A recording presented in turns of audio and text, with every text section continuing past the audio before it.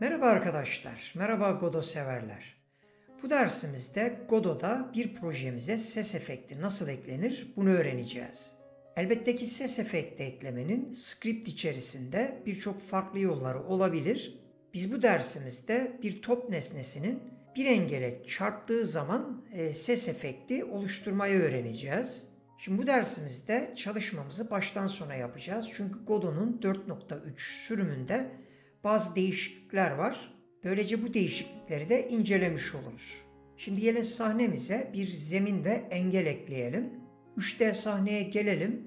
Buraya bir tane Mesh Instance düğme ekleyelim. Evet, Mesh yazdığımız zaman hemen çıkacaktır. Bunu ekleyelim. Bunun adını zemin olarak belirleyebiliriz. Sonrasında sağ tarafta bir box yani kutu nesnesi seçelim. Bu nesneyi bir miktar ölçeklendirebiliriz. Şöyle şu şekilde bir bakalım, biraz daha geniş bir hale getirebiliriz. Evet, az daha uzatalım. Yeterlidir. Şimdi node düğümünü seçelim. Yeni bir mesh nesnesi daha ekleyelim. Bunun adını da engel olarak belirleyebiliriz. Sonrasında bunu da tekrardan box mesh olarak belirleyelim. Evet, ölçeklendirelim şu şekilde. Bunu bir miktar yukarı taşıyabiliriz. Şu şekilde. Tekrardan bir miktar şöyle ölçeklendirebiliriz. Yukarı taşıyalım. Evet, bu kadarı yeterlidir. Gerçi birazcık da genişletebiliriz. Şöyle bir genişletme yeterli olacaktır. Şimdi gelin her iki nesneyi de statik bir hale getirelim. Seçim aracını aktif hale getirelim. Shift'e basılı bir şekilde alttaki nesneyi de seçelim. Şimdi Mesh menüsünden bu ikisine bir çarpışma şekli ekleyelim. Mesh menüsünde bir değişiklik olduğunu görüyoruz. Menü biraz daha sadeleştirilmiş. Şimdi Create Collision Shape'e tıklayalım. Burada Collision Shape Placement'ı Sibling'den Static Body Child'a alalım ve ardından Create diyelim. Burada Collision Shape Type'da Tree Mesh'te dikkat ederseniz Create diyelim. Hemen sol tarafta bunlara birer Static Body ve Collision Shape eklendiğini görüyoruz. Sonrasında sahnemize ekleyeceğimiz bir Rigid Body ögesi bu yüzeyleri kolaylıkla algılayabilecektir. Bu sahnemizi kaydedelim isterseniz. Save Scene diyelim. Bunun adına sahne adını verebiliriz. Kaydedelim. Şimdi gelin yeni bir sahne oluşturalım. Burada Rigid Body karakterini oluşturacağız. Other Node diyelim.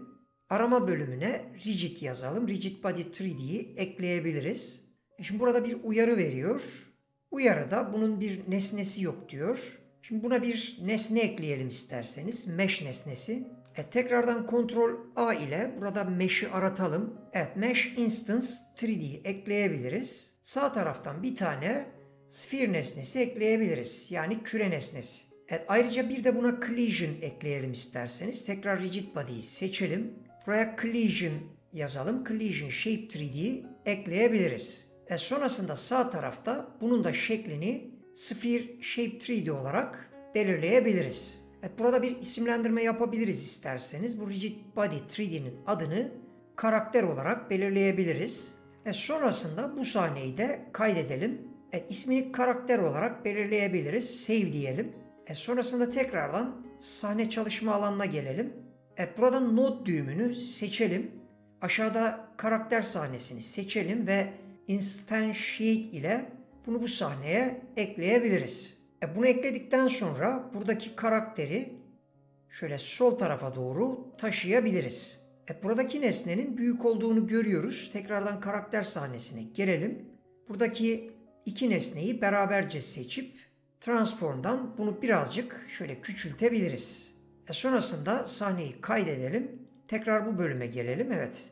Görüldüğü üzere nesnenin daha da küçük bir hale geldiğini görüyoruz. Şimdi gelin bu sahnemize bir tane kamera ekleyelim. Cam yazdığımız zaman çıkacaktır. Kamerayı ekleyelim. Kamerayı şöyle birazcık geriye doğru taşıyabiliriz. Şöyle ekranı ikiye bölelim. Yukarıda Preview moda alalım. Şu şekilde. Sonrasında Transform bölümünden kamerayı şöyle birazcık ayarlayabiliriz. Şu şekilde. İsterseniz biraz daha yakınlaşabiliriz. Evet, şu şekilde yeterlidir. Preview modundan çıkalım. Tekrardan One Viewport'a gelelim. Karakteri seçelim. Bu karakteri şöyle bir miktar yukarıya taşıyabiliriz. Şimdi burada sahnemizi bir çalıştıralım isterseniz. Son sahneyi seçerek, evet görüldüğü üzere gayet güzel. Ancak ışıklandırmada sorunumuz var. Düğümü seçelim. Buraya bir tane güneş ekleyelim. Ve ayrıca bir çevre ışıklandırması da ekleyebiliriz. Yeniden çalıştıralım. Sonucumuzu görüyoruz. Şimdi gelin buradaki karakterimize bir hareket ekleyelim. Daha önceki derslerimde bunu örneklendirmiştim. Karakteri seçelim. Sonrasında buna bir script ekleyelim. Evet, varsayılan değerleri koruyarak create diyelim. Şimdi buraya scriptimizi yapıştıralım. Evet, script'i yapıştırdık. Şimdi bu script ile karakteri boşluk tuşuna basarak yukarıya taşıyacağız. D tuşuna basarak sağa ve A tuşuna basarak sola taşıyacağız. Bunu yapabilmemiz için öncelikle bir input haritası oluşturmamız gerekiyor. Projeye gelelim. Proje ayarlarında input map'e gelelim. Burada yeni bir aksiyon oluşturacağız. Bunun adına right yani sağ adını verelim. İsterseniz Türkçe karakterler kullanmadan sag adını da verebilirsiniz. Ekleyelim. Sonrasında yeni bir tane ekleyelim. Left, sol demek. Bunu da ekleyelim. Ardından bunlara gerekli tuşları ekleyelim isterseniz. Artıya tıklayalım. Buna D'yi ekleyeceğiz. Left için de A'yı ekleyeceğiz. OK diyelim. Close diyelim. Buradaki kod içerisinde eğer right seçili ise buna bir güç uygulanacağı bilgisi yer alıyor. Daha önceki derslerimi incelerseniz bu kodu açıklamıştım. Yine aynı şekilde bir if yani şart koşulu eklenmiş. Left tuşuna basıldığı zaman sol tarafa doğru kaydıracaktır. Burada da bir güç değişkeni eklemiştik. Buna bir değer vermiştik. Sonrasında bunu da delta ile beraber kullanmıştık. Şimdi çalışmamızı şöyle bir kaydedelim ve sonrasında sahneyi bir çalıştıralım. D'ye bastığımız zaman sağ tarafa hareket ettiririz. A'ya bastığımız zaman da sol tarafa doğru hareket ettirebiliriz. Şimdi bu projemizde ne yapacağız? Küre nesnesini yukarıya doğru taşıyacağız.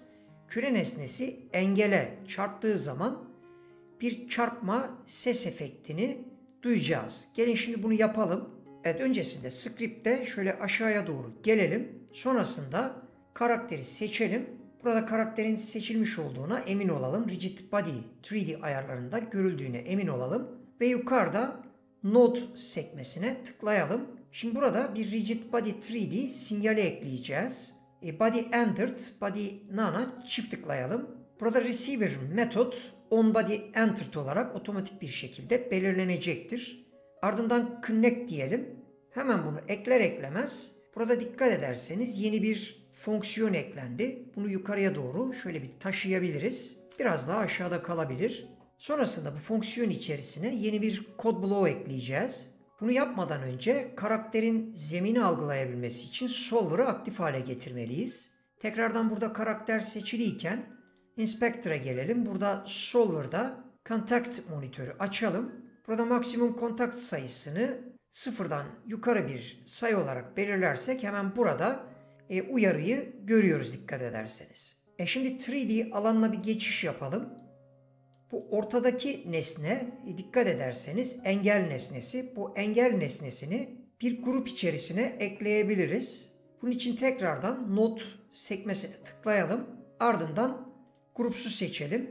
Burada gruba doğrudan engel nesnesini eklemeyeceğiz. Static body'yi ekleyeceğiz. Bunu seçelim. Sonrasında artı butonuna tıklayarak bu seçilmiş olan Static Body 3D'yi bir grup içerisine ekleyelim. Grubun adını belirleyelim. Grubun adını engel olarak belirleyebiliriz. Ardından OK diyelim. Hemen dikkat ederseniz Static Body 3D'nin sağ tarafında da bunun grup içerisinde olduğunu gösteren bir ikon oluşmuş oldu. Buradan bunu kaldırdığımız zaman hemen dikkat ederseniz buradan da kaldırıldığını görüyoruz. Tekrar ekleyebiliriz. Şimdi sahnemizi bir kaydedelim isterseniz. Sahnemize ses efektini ekleyebilmemiz için bir düğme ihtiyacımız var. Tekrardan Node 3D seçelim. Arama bölümüne Audio yazalım. Audio Stream Player 3D'yi sahnemize ekleyebiliriz.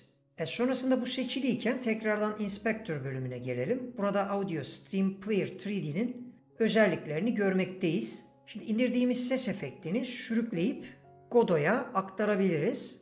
Burada dosya sistemi bölümüne bunu ekleyelim isterseniz. Ardından bu ses efektini sürükleyip stream bölümüne bırakabiliriz. Burada sesi bir test edelim isterseniz. Playing'e tıkladığımız zaman sesi test edebiliyoruz.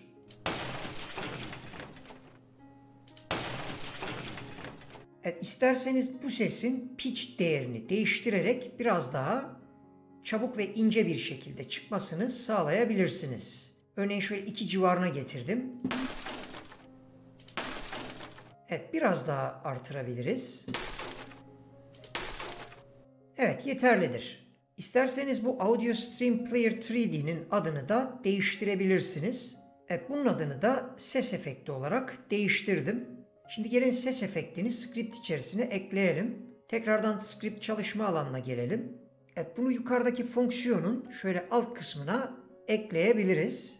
Şimdi buradaki ses efektini sürüklerken kontrole basılı bir şekilde bunu yaparsanız, dikkat ederseniz bunu bir link halinde buraya aktarıyor. Şurayı şöyle bir düzenleyelim isterseniz. Şimdi burada onBodyEntered fonksiyonu içerisine bir if yani koşul bloğu ekleyerek buradaki sesi çağırabiliriz. Gelin şimdi kodumuzu ekleyelim. Burada if kodunu buraya yapıştırdıktan sonra bir hata veriyor. Çünkü bunun devamını getirmemiz gerekiyor. Ancak öncesinde bu if'in ne anlama geldiğini şöyle bir inceleyelim.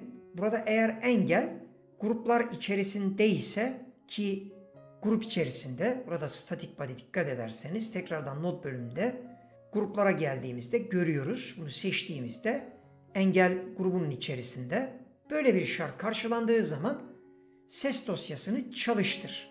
Şimdi bunu yapabilmek için tekrardan şöyle aşağıya inelim. Yukarıda değişken adının nasıl belirlendiğini görüyoruz ses efekti olarak.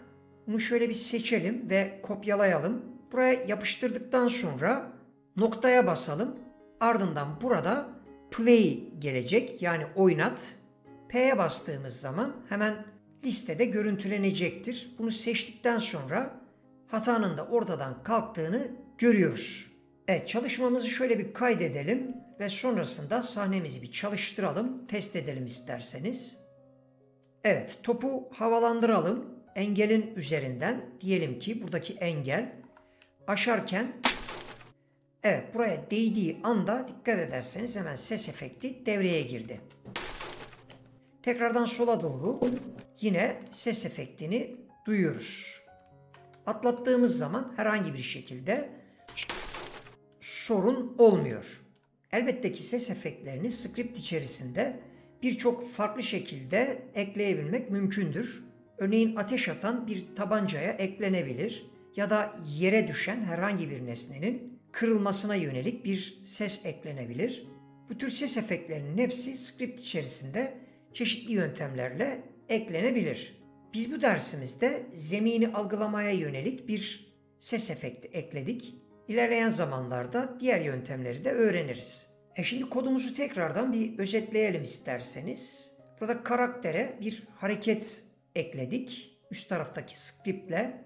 Sonra aşağıdaki onBodyEntered fonksiyonuyla zemini algılayabilmesini sağladık. Bir nesne içerisindeki static body'yi bir grup içerisine de eklemeyi öğrendik. Bu arada Godot 4.3'teki bazı değişiklikleri de öğrenmiş olduk. Evet arkadaşlar, dersimizin sonuna geldik. Buradaki arayüzün görselini ve bu kodu sizlerle açıklamalar bölümünde paylaşacağım. Sonraki Godot derslerinde görüşmek dileğiyle kendinize iyi bakın, hoşça kalın, hep ama hep sağlıklı kalın.